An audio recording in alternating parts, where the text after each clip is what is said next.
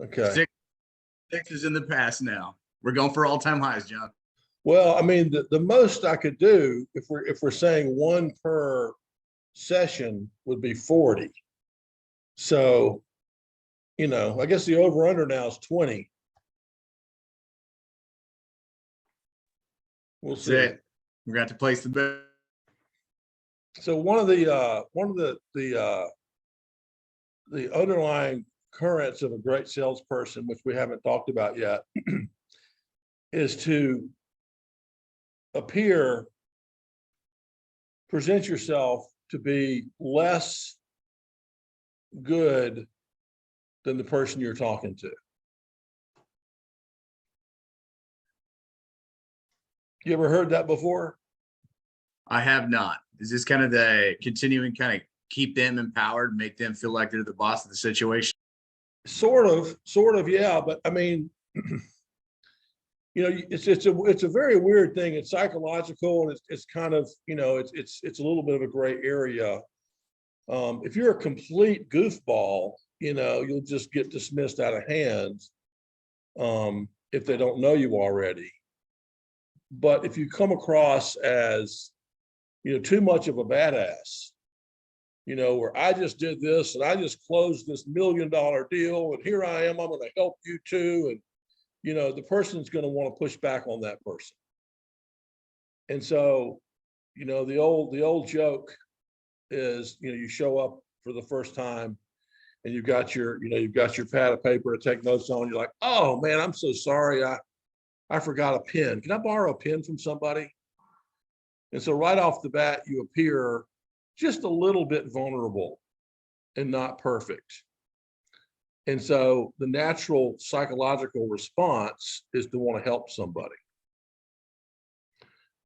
Or you can say, I need some help. I want to ask you a favor, Brandon. I know we just met last Tuesday, but can you, I left my notes back at the office. Can you summarize for me where we left off? And it's just something small. So I guess my message is, with my messing up on the mute and stuff, I'm not doing that on purpose. All right. I'm just messing up on the mute, but it's okay to be vulnerable when you're talking to the prospect. In fact, you don't want to be too perfect. Otherwise, people aren't going to want to talk to you. It's intimidating, if you just come across too much of a badass. So anyway, that's my little story. Any questions or comments or thoughts since yesterday? Yeah, I have a comment. I just want to say that since your son's not here, I feel like I'd had the pleasure of meeting with Jack, like for a very extended meeting, talking about like lifestyle, and he definitely had some veteran preaching to give me, and I appreciated that discussion. But one thing, he freaking failed to explain how awesome of a sales guy you were. And I'm just loving that that you're beating us with a baseball bat in the head on this sales process. And I just want you to know, like, I'm receiving it. So thank you so much for being here. Well, thank you for saying that. And when we're finished this course, the best thing you can do for me is to find your good place, to find your next place and be happy and stay in touch and tell us how it's going. And then, just like we talked about in a discovery call or in a 3-foot rule, the idea here is we know each other now, and going forward, I might be able to help you with something. You might be able to help me with something. And so that's kind of how a network grows. So yeah, we'll be able to help each other. But thank you very much for saying that. I appreciate it. But I want to get you in the right spot. Jack, by the way, I don't know where it came from. When he was a kid, I was really too far weighted on the work side. And I just, I had some head trash that was telling me to be successful, you need to get up and be at the office at 5 a.m. and come home at 7:30 and be exhausted and travel around the world, all the time. And that was my kind of my flag I was waving that, hey, I'm going to be successful. And I have been successful, but you don't have to do it that way. You certainly don't have to do it that way. I mean, Jeff Bezos takes his kids to school, feeds them breakfast, takes them, drives them to school, gets to the office around 9. You can't get more successful than that guy. So Jack figured that out, maybe because of my poor example, and decided that he was going to have a lifestyle where, and again, my way's not right or wrong, his way's not right or wrong, but he wanted to work about half of every day and have half of every day to play with his kids and kind of semi homeschool them, teach them things, all that kind of stuff. And so that's the way he set his life up. And he on purpose went and got an MBA right after the service, so he would learn business. And then he, worked with me on sales stuff. He looked at a bunch of different opportunities and found one that would give him that lifestyle. And now he's doing it. So I couldn't be more proud of him, not because he's making an Amazon, but because he's doing what he chose to do. And that's a big part of this course. That's the advantage of you guys tag team in this deal, though, is that you have you have specifically a veteran from a different generation who's kind of coming from a different angle, and so you definitely get the just a different approach, so to speak. And I think that's very advantageous of like, hey, if you want to make, 300 to 500 a year and, and work like 80 hours a week, like, hey, that's an approach, right? Or there's his approach where it's like, hey, I don't really want to make, 500 to $1 million a year. I'd rather make a decent living and invest there. You know what I'm saying? Like it's okay. Yeah. And oddly enough, he's already at a baseline. It took him a couple of years, but he's at a baseline, which includes his pension, where he's got a nice, successful business, doesn't need any more. But because of the way his business works, in 10 years, he might be making $500,000 or $600,000 a year, but still working half a day. So anyway, I appreciate you saying that. And we hope we can train a bunch of veterans that want to go into sales. I hope this is just the beginning. So I hope Seven Eagle's listening into this. Are you there, Seven Eagle? I know she's recording, and she's somewhere in the background. She's watching the Phil Donahue show. She's been working really hard. She's doing a great job too. She is. Can I add to the discussion a little bit too, John? Yeah, man. Some of us are just getting to know you. We know you're an author and all that, but I mean, you're famous in other ways as well, like Best of Noob School 2022, Tipsy Tuesday. Does that mean anything to you? Oh yeah, you got the newsletter, huh? Good. Well, y'all should all sign up for that. It comes out every Tuesday. Okay. I didn't see in here how we do sign up. Is there a link or something you can send us, please? I see a video. Look down on the bottom of that thing. I think there's a place you can sign up. Gosh, there ought to be. Yeah, there is. Subscribe now, all the way down the bottom. He's more of a content guy than a admin slash running the technology, so to speak. So I'd love it if you guys take a look and look at my site too, the noobschool.org. It's got tons of content on there, but I'd love your feedback. Just to continue the discussion, good question, Brandon, but I decided when COVID hit that I was just completely bored for a couple of days. We're working from home, and I decided to write that book. Just kind of put down everything that I thought I knew about selling, particularly, the basics of selling. And then that led to a podcast and videos and now a newsletter. And, we've got some training courses like this coming out. One of them's on video. So one things you can do for me, Stephen, and everybody else is when you look at this stuff, since you are exactly the market I'm going after, just send me your feedback. You know, you can give it to me when we talk, or you can just send me an email. And I think my email, the John at Noob School is on that newsletter. Yeah, let me say something just real quick, guys. Just this is me, shameless plug for Noob School, the podcast, but also just an approach to like investing in ourselves. Man, the podcast thing is like the best thing in the world, because it's always like this, you know, I'm going to drive to Walmart, right? And it's like a 10-minute drive. You know, I can put the thing on and I can get a couple bullets in my brain, right?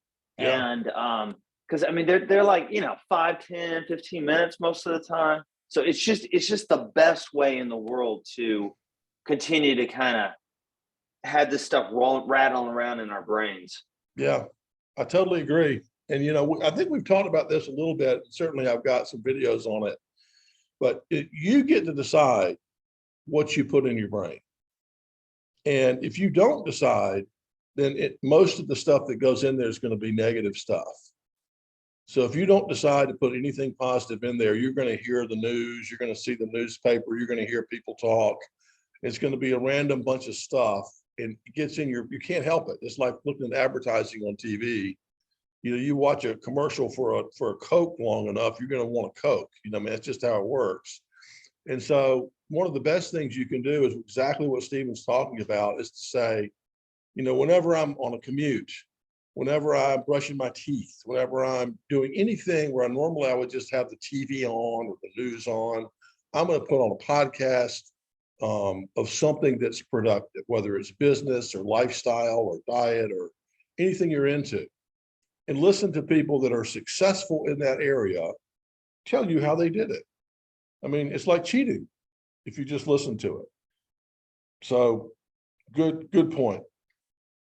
Yeah, I'm all about that. I went to a sales conference like virtually, and that was the one thing one guy was saying. It's just like, like literally exactly what you said, sir. So, you know, just, you know, we can listen to people complain about everything that we can't control, or we can listen to people be like, okay, in spite of these challenges, I took my business from here to here, and here's how I did it.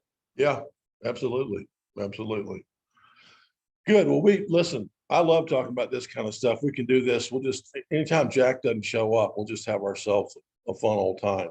But I promised him we would get through a couple of people doing the sub. And I mean, that's really the goal today, and probably tomorrow, is get everyone through it. And, you know, my coaching for you is to, you know, be calm, take your time, and use as little words as possible. And if you mess it up, we're going to take a break. We'll go to the next person and we'll come back and do it again. I just want everyone to go through it one time and basically get it 90% right. And then we can move on. Is that cool? Okay. Who wants to volunteer to go first? I'll volunteer. Stephen's in fuego. I mean, why not? Why not? Okay, so we're gonna do a quick being. We'll just work right through it. So let's just. Okay, I need 10 seconds. I need 10 seconds. All right. Because I want to pull it up and cheat. That's what I want. You told me to cheat. You remember? Yes, cheat. Use that script. Cheat. You're cheating yourself if you don't cheat. That's right. I had one guy said, if you ain't cheating, you ain't trying. All right. Okay. I'm ready to rock and roll. And, okay. Hello, it's John. Hey, John, it's Stephen. We had set some time today to have a discussion. Is this still a good time for you? Yeah, man. Okay, awesome. Yeah. So, how was the weekend? Did you do anything fun? Let's see. You know, I did actually. Thanks for asking. I was down in Columbus, Georgia, Fort Benning. You might be familiar with, and my daughter had a baby, so I've been down there goofing around with her and everyone's fine. So I had a remarkable weekend. I hope you did. Yeah, absolutely. Just was actually traveling back to the States and moving around. So it's it's great to go see family, and so I can definitely live on that. Okay. Well, listen, John, I don't want to insult your time. I know you're busy and everything. Last time when I had called you and just asked for this meeting, I wanted to sit down, learn a little bit more about you and your business, and get to know get to know some of your goals and everything.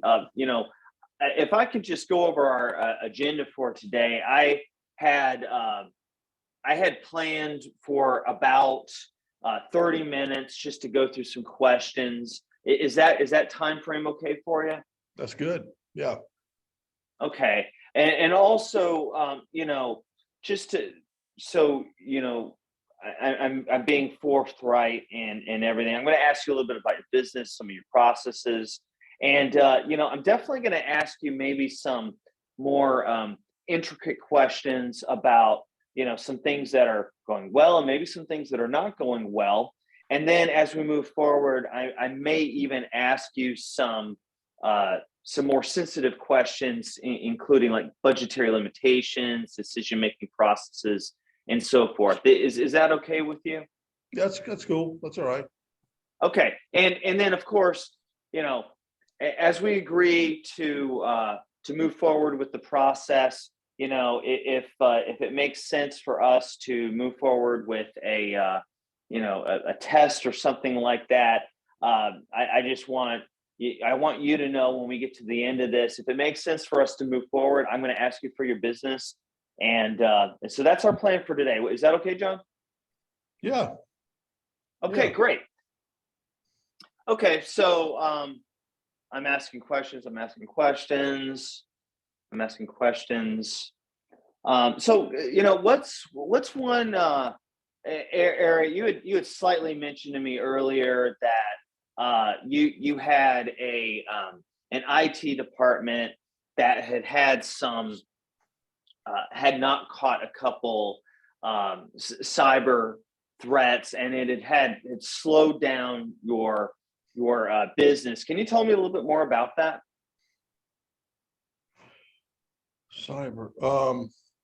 Yeah, we had, our Texas division had a cyber attack and they were down for 2 weeks, and it was horrible. Oh my gosh. Can you tell me a little bit more about that?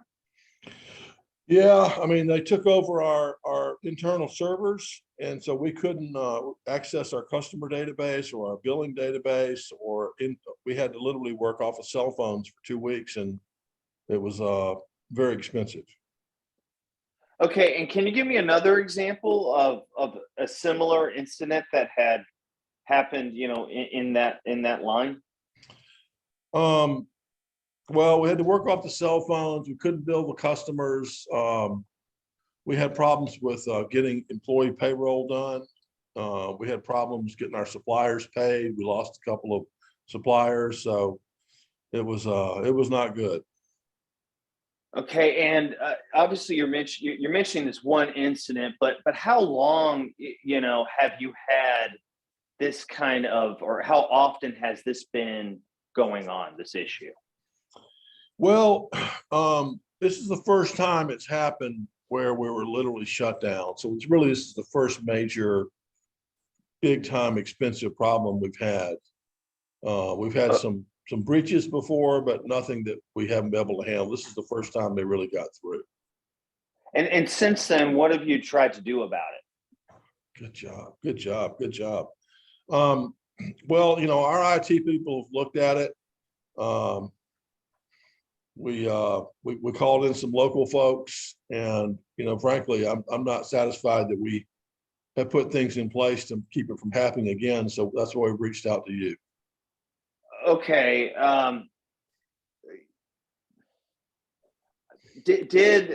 mean, you kind of already answered this, but I really want to, put our, lay our hat here real quick. So what you did that work? Uh, let's see. Well, I don't know yet. I mean, what we've tried so far hasn't worked, but reaching out to you guys, we'll see. Okay. Okay. All right. And so, this is one incident. You mentioned, there was obviously several things that happened. There's this wave of effects, but how much is this problem costing you? Well, we paid $400,000 to the Eastern European, wherever they were, to turn the servers back on and promised us never to do it again. So 400,000 of cash we paid. And then I think, it probably cost us that much with our lost business and penalties we had to pay suppliers and all that. So, 800 to $1 million is what it cost us for that breach. The breach is over now. We just don't want it to happen again. It couldn't be that much. I'm telling you, it might be more. It might be more. So we're talking about, upwards of the range of $1 million for one incident. So, I got to ask you a rhetorical question here, John. Is that a big deal? I love how you said that. We're a big enough company where that's not going to put us out of business. And Texas is not one of our largest deals. But if they got to our corporate headquarters, that might be $50 million and it might put us out of business. So luckily it's not a big enough deal to kill us in Texas, but that's, we need someone to help us stop the next one from coming. And to make sure, just to give us 100% certainty it's not going to happen again. Okay, so John, you circled around this just a little bit of sort of this hypothetical. What about HQ or a compound effect? What happens if you don't fix this? Well, I mean, company-wise, we could be out of business tomorrow. I mean, if they took over headquarters servers tomorrow, we could be done in a week. So that's company-wise. Personal-wise, if I don't fix this problem, really by the end of January, I'll be gone. So I'm a little surprised I'm still here as the head of IT, but it's my job to fix this thing by the end of the month. Well, I can empathize with the stress and the concern and just the pain point here. But with that, just I want to hear from you. What do you think you should do about this? Oh, so good. So good. Well, I think I'm doing it. I reached out to who I was told was the best in the business at stopping this from happening. My guess is you guys do a pen test, like, randomly every couple of days, just making sure there's no threats. And you also can provide us with the cyber insurance and, the audit and just, I've heard great things about you. I know it's expensive, but I mean, I don't know what else to do. I really don't know what else to do. I'm reaching out to the people I've heard can do it, even though you're expensive. Okay, so what I'm hearing from you, John, is that you're open. You have an idea of some auditing and some security measures, but I'm hearing you're open to suggestions on how to fix it. Is that correct? Yeah, absolutely.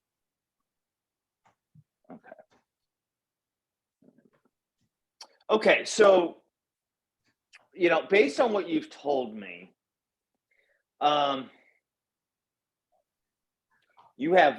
talking about one incident that cost somewhere in the range of $1 million.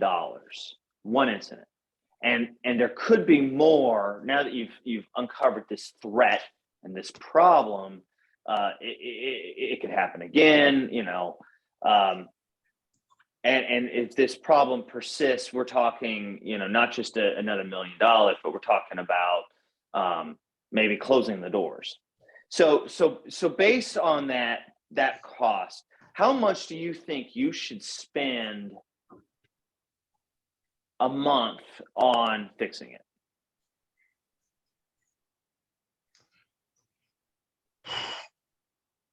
Well, I've been told I can spend anything, but I believe, I mean, somewhere between 60 and 100 grand a month. Okay.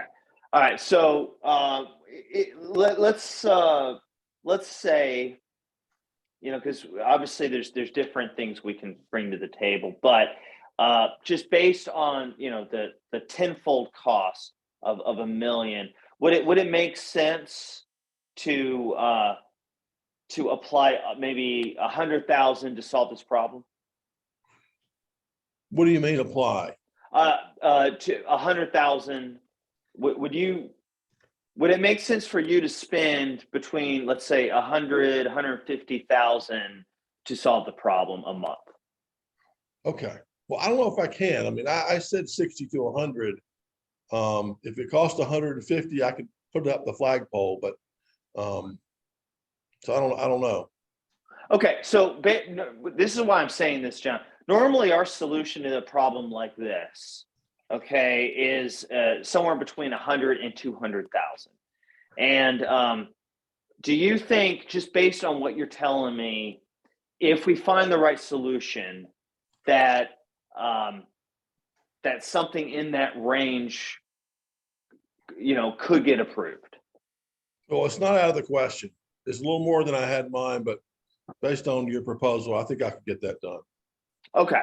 All right. And I'm trying to manage expectations, John. That's why I'm mentioning this of like, I think we're in the same range. I think we're in agreement, but I want to make sure that some of the things that you said, in the back of my head, I'm thinking, there could be some unforeseen stuff. And so I think we hit a good range there.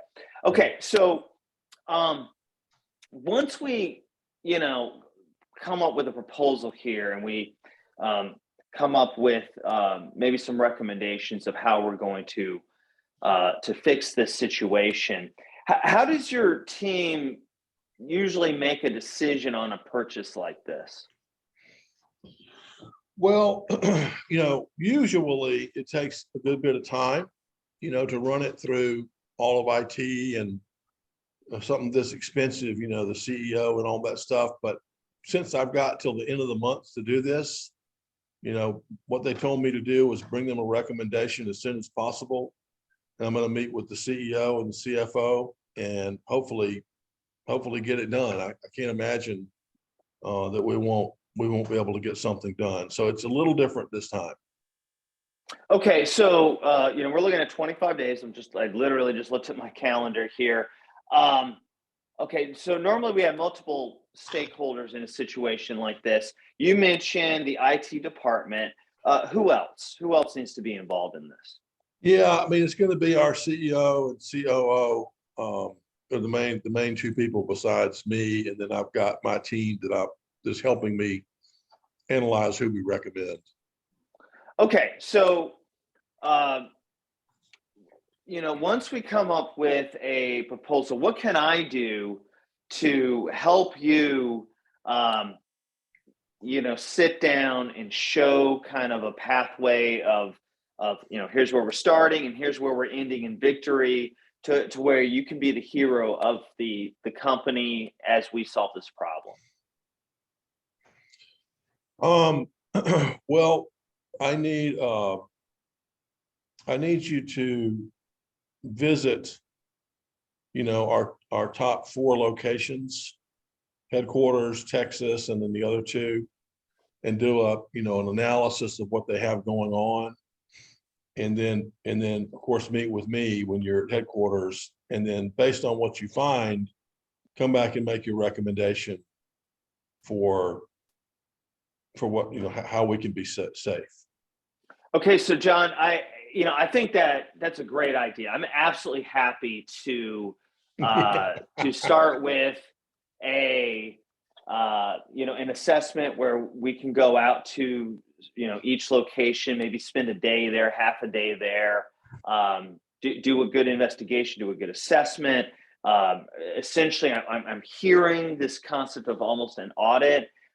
So what I might recommend is two stages here. One is we set up a plan for a 15-day audit where I will send my teammates out to those locations. We will do exactly what you're asking. What I would need from you is to authorize that and and to, I guess, financially support that endeavor. And then from there we would have a second proposal, which I would be prepared to take to your CFO CEO with you there and kind of run them through, the entire step. How does that sound to you? Yeah, I'm all for it. Okay, great. All right. Well, based on what you've told me, I think our team is a perfect fit to deliver this audit, and then with a plan for proposal proposal afterwards. What do you need to see from us to where you're going to feel good moving forward with this decision? Okay, so since we're in a hurry, I would like an email proposal today where you're saying, I'm going to hit all 4 of these sites and deliver roughly these things and have you, I'm going to do all this ideally by the end of next week. So maybe you have 2 groups going, I don't know, but so you have. Okay, so you want to see a something in writing. Okay, and I'm happy to do that for you, John. When could I, obviously we're short on time. When can I expect maybe an authorization from you to move forward? So if you give me the email today, you'll have your authorization by the latest first thing tomorrow morning when I meet with my team. Okay. And what else do you need to see from us besides this email with a bid for an initial audit? What else do you need from me? Well, again, since we're short on time, I need to see your audit results. I need to see the proposal that comes with that, of how you're going to help me. And then I would like to talk to another CIO that's used your service for a similar sized company. So I know you can't get the second one to me yet, but you could work on getting the first piece and the third piece to me. And again, my goal is to have this done by the end of the month. Okay, and I can definitely get you a referral, in the next couple of days. I mean, just at least something written or whatever. Okay, so it sounds like we're agreeing to make a decision to just for that first piece. Now, normally when a company is making a change like this, or implementing some sort of action, and obviously this is a serious addressing to the problem. They might feel a little bit uncertain about, because I know you're going to do your due diligence, John. You're going to, take a look at the referrals, and you're going to look at the proposal for the audit, but they might feel a little uncertain about their choice. Or maybe you have somebody in your IT department, or maybe another somebody out there I don't even know about, making all kinds of promises or whatever. Do you foresee any issues that would make you feel any sort of buyer's remorse in moving forward with this audit? I'm glad you asked that. I would feel buyer's remorse if you don't have this email to me by the end of the day. I would feel like maybe you didn't listen to me, or maybe you're too busy. I mean, my job's on the line, and I need someone who's going to move. So Yeah, I just need you to move with great speed and quickness so we can get this thing done. So here's what I'm gonna do. I'm gonna send you, John, I'm gonna send you that email. You're gonna have, again, like I said, a 30-day contract for an immediate response. Really, it's the fire department coming in here, and we're gonna move our butts. But obviously I got to make some source of necessary movement, get the right people, a plan for the right people to move to these 4 different locations and all that stuff. So here's what I will commit to get that to you to the end of the day. What I'm asking from you is that you will commit to sign off on that, so that way I can take care of you and provide that exact service that you are demanding and that you deserve. That's the deal. Okay, great. You'll see this from me by the end of the day, including I'll send some notes on some support. Do you have any other questions before we close today? No, I'm good to go. I appreciate you. Okay, you'll see that. Thank you so much, John. Bye-bye. Thank you. All right. Wow. Bravo. Bravo. Oh, Stephen, you've ruined it for the rest of them. I'm learning from the best, John. I'm learning Good from the job. best. You really practiced that. That was good. I'll point out, first of all, great job. You made it through flying colors. I loved your reversal. Reversals are hard to do because you don't want to kill your pretty little pet. But when I said I said it was up to $1 million, he's like, it couldn't be that much.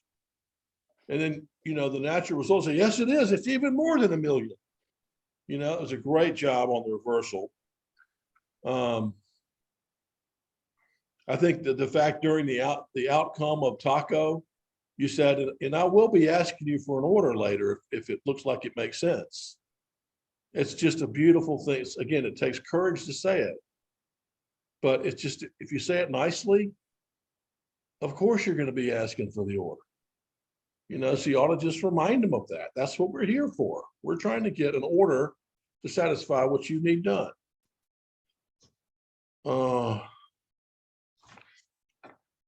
used the phrase "happy to." That's such a great phrase.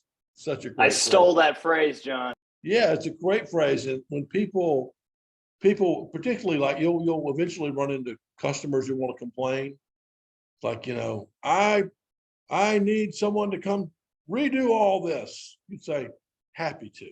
Let me take a look at it and see what makes sense for us to do and how we can work this out. But I'm happy to look at this.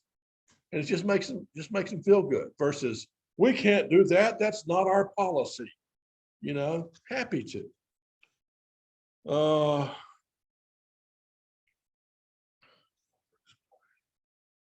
At the very end, here's a couple of suggestions for all of you. At the very end, you've got a prospect who's in a hurry. It's a big important thing. Very appropriate to say, well, John, since we're in a hurry, since we want to get this done, why don't we give each other our cell phones and let's just text so we don't get stuck in email. So that's a good thing to ask. If some guy's about to lose his job and he won't give you his cell phone, then he's lying to you. Okay. The other is at the beginning, and I haven't taught you guys this, but everyone says it is now a bad time. Hey, Stephen, nice to talk to you. Is now a bad time? Psychologically, our response to is now a bad time is kind of like, yeah, it's kind of a bad time, because don't we all have other stuff we're doing? Doesn't somebody else want to meet with you? Don't you have your emails backed up? Got to walk the dog. There's something going on. So what you want to say is, well, excuse me. I take that back. I just screwed it up. You said is now still a good time, right? Right. So if you say it's now still a good time, the psychological response is the opposite of what I said. It's like, well, not really. It's not a great time. But if you say, is it a bad time? Have I caught you at a bad time? Then the person's response is to go the other way and say, no, no, no, Colton, no, no, it's a good time. I told you this was a good time. 10 o'clock's fine. But it's, have I caught you? Is it still a good time? Well, it's not as good as it was when I made it, so it's one of the things we're trying to do is not be normal salespeople. So instead of saying, have I caught you? Is it still a good time? You want to say, have I caught you at a bad time, or is it a bad time? The other thing about that, and Jack will back me up on this, is when you approach it that way, even though you had an appointment, the person might say, I'm so glad you asked me that. It is a bad time. It's not a good time. Something's just come up. Is there any way we can reschedule? And you say, of course there is. Pull up your calendar. Let's put it on a better time right now. And so you have already done something nice for your prospect. You've helped them. So I think those are my only thoughts. We got one through the sub. Anyone else have any thoughts on Stephen going through the sub? It was great. No.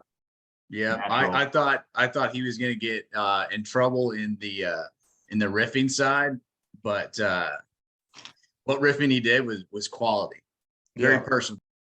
Yeah.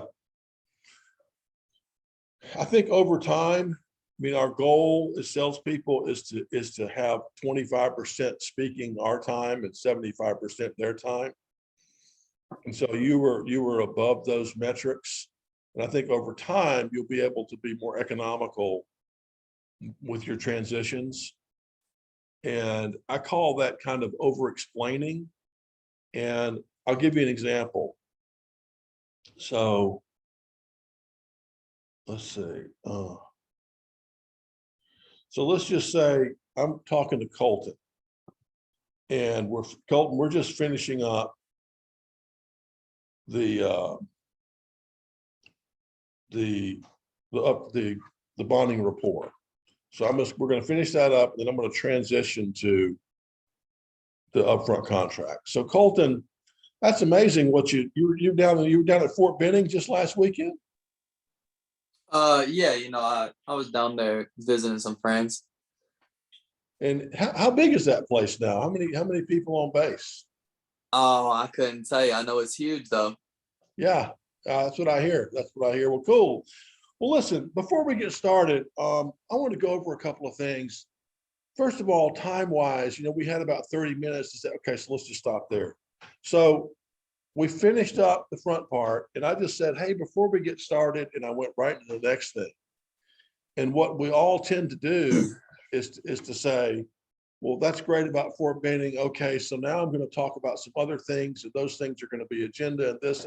You tend to kind of over-explain versus just a natural one little segment segue over. It just makes the call go a little bit smoother. And regardless of how good you sound or what you're saying, I promise you the prospect will love you more and more the less you say.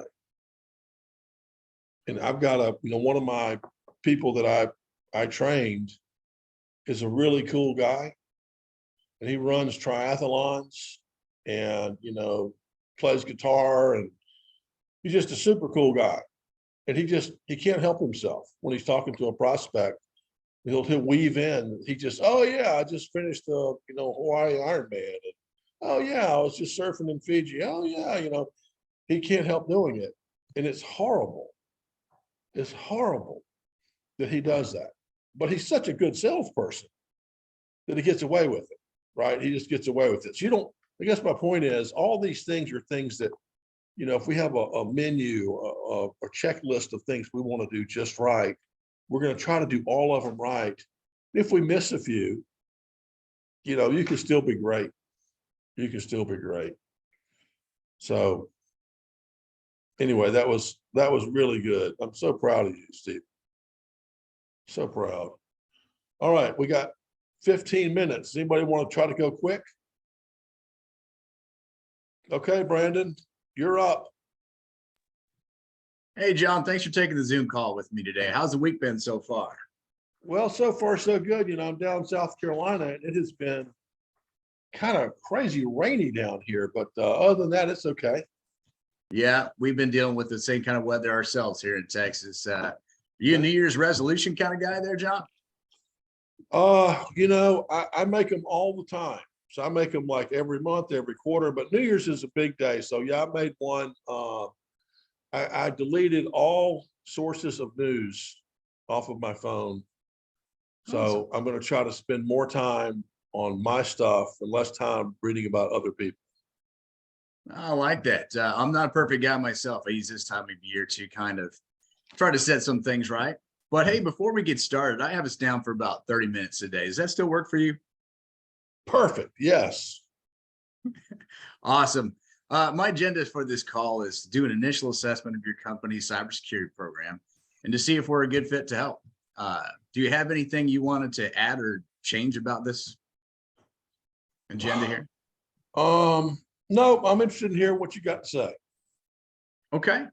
Well, during the course of our conversation, I'll ask you about some sensitive issues like your breach history, especially the recent one, what related services you already have, kind of dig into your budget a little bit. Does that sound okay? Yeah, that's good.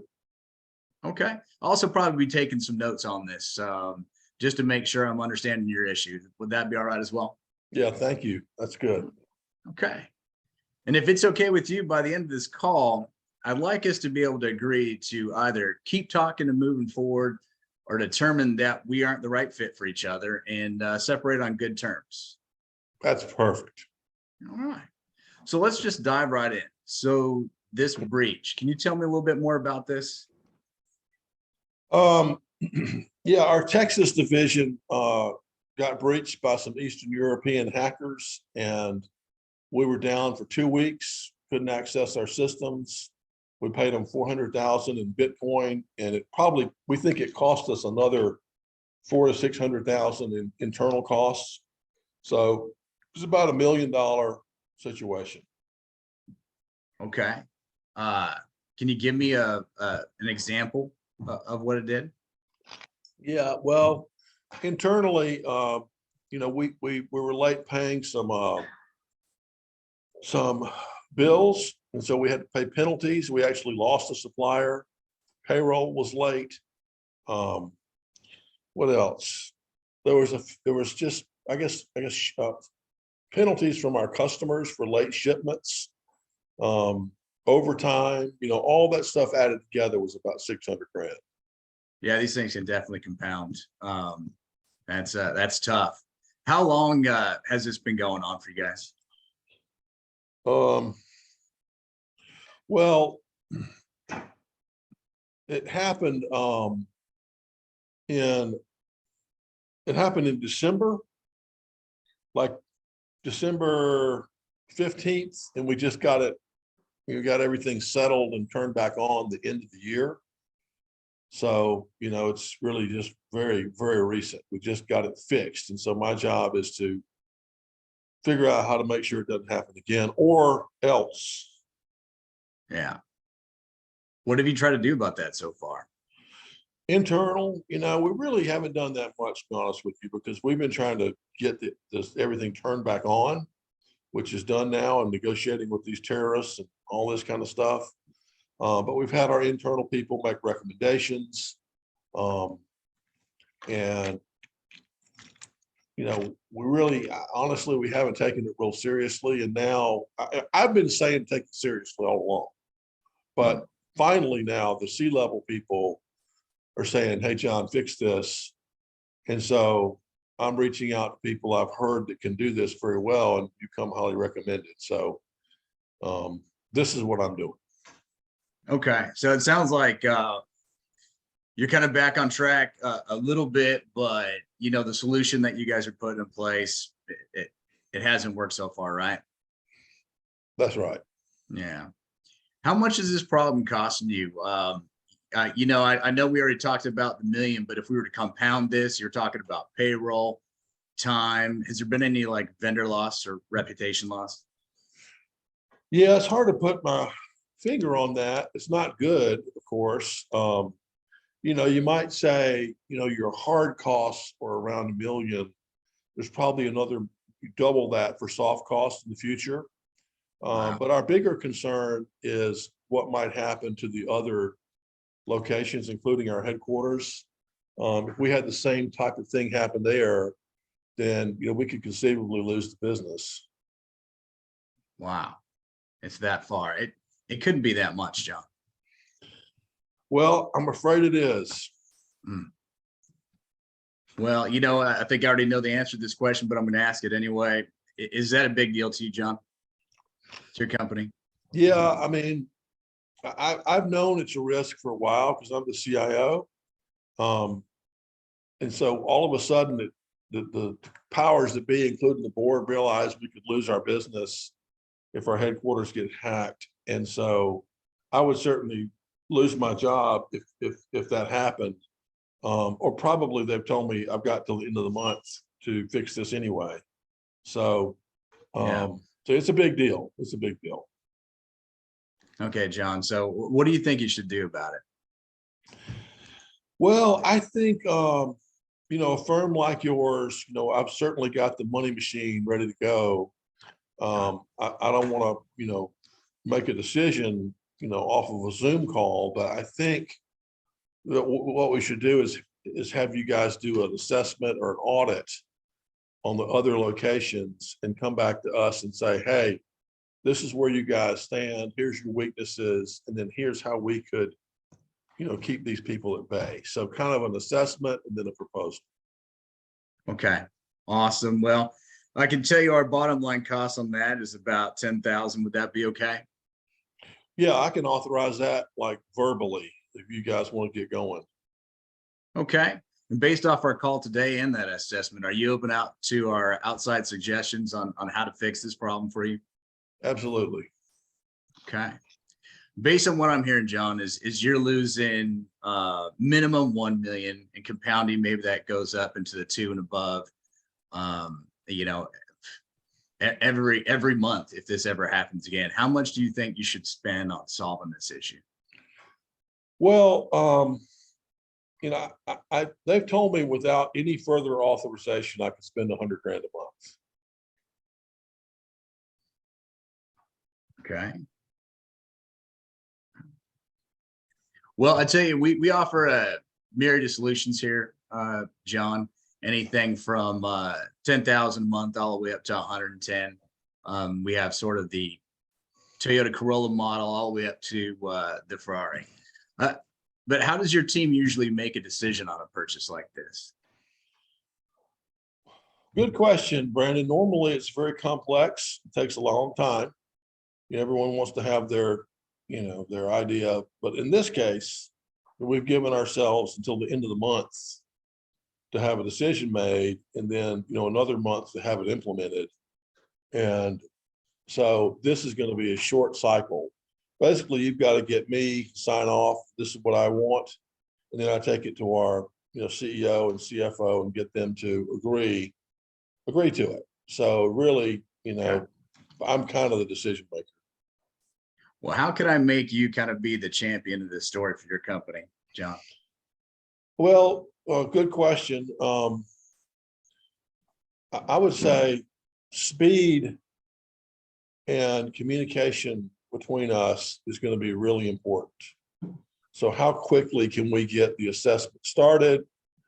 And start some back and forth on where your people will be talking to and visiting. And I need something I can show the C-level folks that we're doing something. Mm-hmm. So to make me a hero is we're going to have almost daily back and forth on what's happening, moving this thing forward. And that's how you can make me a hero. Start today. All right, awesome. Well, I may not be perfect, as I said before, John, but communication is one of my strengths. We can absolutely do that. As a matter of fact, I'm going to drop in the chat my contact info. If you could do the same, we'll stay in touch throughout this entire process. Very good. Very good. So what would you like me to do next? Sweet. Yeah. So send me an email and just summarize what you're going to do with the assessment. any costs associated with it, just be reasonable. And tell me, what your people need, who they have to talk to at each site, what access to VPNs they need. And I'll respond immediately, like within half an hour of getting that email with some updates.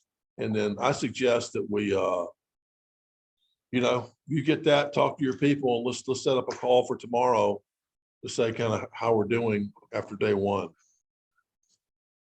Okay, John, I like that. I can definitely get that for you.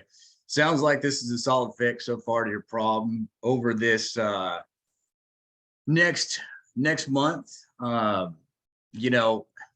As we install this solution for you, and certainly as we do the analysis to make sure that we have that right fit, what obstacles do you see that we might need to overcome? I think the biggest thing is going to be communication, that we constantly keep a back and forth, because if we don't, they might just come in and fire me or hire somebody else. I've got to show that I'm bringing momentum to solving this problem every day. Or the CEO and the board might come in and say, hey, we found this company out of, New York City, and we've hired them. They're going to come fix our problem. No one's told me about that, but I'm just saying, if I don't show some momentum, because we just solved the problem a couple of days ago, if I don't show some momentum quickly, they'll start to lose confidence in me. So we got to move. Sounds like a plan. Well, let's get moving on this, John. I really appreciate the Zoom call today. If you have any more questions, please feel free to call me, text me, email, whatever works for you, and I'll get right back to you on that. And I'll be happy to address them quickly. Nobody wants to start out the new year with job jeopardy and everything else that you're dealing with your company. Yeah. So we'll get right on this. Okay, I'm gonna get with my team and get you that email you're requesting. Got it. Excellent. Awesome. Thanks, John. You must have a great teacher. I do. That was awesome. So I'll give you the stuff I loved about it. I mean, I love the brevity of it. I mean, definitely you were only talking 25% of the time. You just said a couple of words and you hit it right back to me. And that was really cool. I mean, I felt like, even though I'm role playing, you kind of fall into your role. I felt like you were listening to me and asking me important questions, and I was getting to talk and explain what was going on. So that was very good. There was a couple of times, just to give you stuff to improve on, toward the end, when I said something like, I can spend up to $100,000 without approval. And you came back and said, well, we can do this and this, and we got a Hyundai and we got a whatever. I call that kind of sales talk. And it's just completely not necessary. All you had to say is just the same thing you've been saying the whole call. It's like, all right, got it, thank you, and just move on to the next thing. Or you could say something really short like, all right, we'll see. I think we can work with that, or we'll try to work with that, or something, just go. So sometimes when I would say something, I would say like, I want to go here. And you say, that's not a good idea. And you go to the next thing. It's perfect. You don't want to interrupt the rhythm with a long riff of your own. Got it. You also gave me the option to probably go to our Ferrari model, and why would I be pitching you lesser like I did? Yeah, don't even tell me you got a Hyundai. Yeah. Hey, great job. Great job. Two wonderful, wonderful jobs today. They have a great teacher. Yes, they do. He's not here today, unfortunately. Awesome. Well, thank you, John. Thank you. That was great. We'll see y'all tomorrow. Yeah. And we'll take some more people to the sub. A great job, Stephen and Brandon. Yeah.